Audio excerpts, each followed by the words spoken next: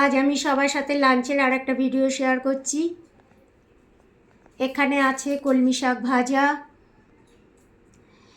এখানে আছে ফুলকপি আর আলু, কালো জিরে, টমেটো, কাঁচা লঙ্কা দিয়ে একটা চচ্চড়ি, এখানে আছে ডিমের অমলেট করে একটা মাখা তরকারি, এটা হচ্ছে পটল আর আলু কষা নিরামিষি, এটা হচ্ছে পাতলা মুসুর ডাল প্লেন, আর এটা হচ্ছে ভাত। যাক,